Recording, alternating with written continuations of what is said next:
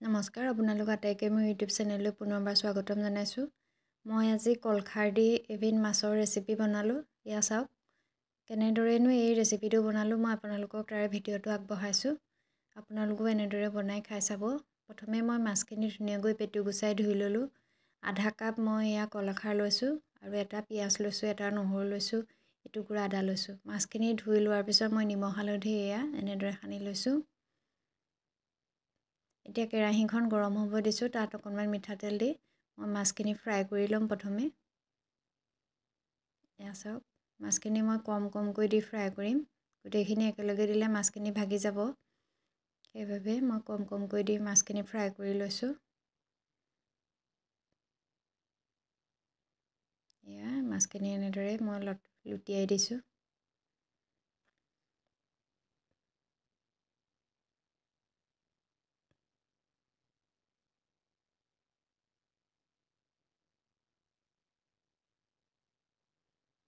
এয়া চাওক মোৰ মাছখিনি ভজা হৈ গৈছে।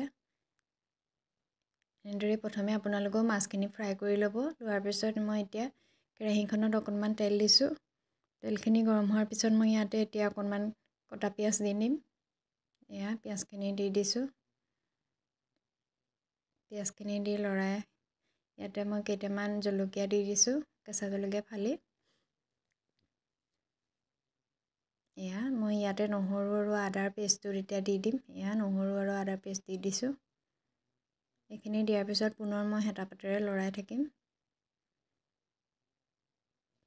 এয়া আদা নহৰু কেঁচা গোন্ধ যোৱাৰ পিছত পিঁয়াজখিনি যেতিয়া অলপ ব্ৰাউন কালাৰ হ'ব মই ইয়াতে কি কৰিম কলখাৰখিনি দি দিম। এয়া চাওক কলখাৰ আধা কাপ যে লৈছিলোঁ ইয়াতে দি দিলোঁ।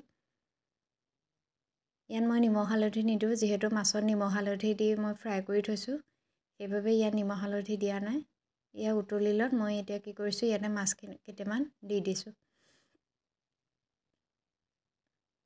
মাছকেইটা দিয়াৰ পিছত লাহেদৰে এনেকৈ লৰাই মই এতিয়া ঢাকনিখন দি দিছোঁ। এয়া পুনৰ ঢাকনিখন খুলি মই মাছখিনি লৰাই দিছোঁ। পুনৰ ঢাকি দিছোঁ।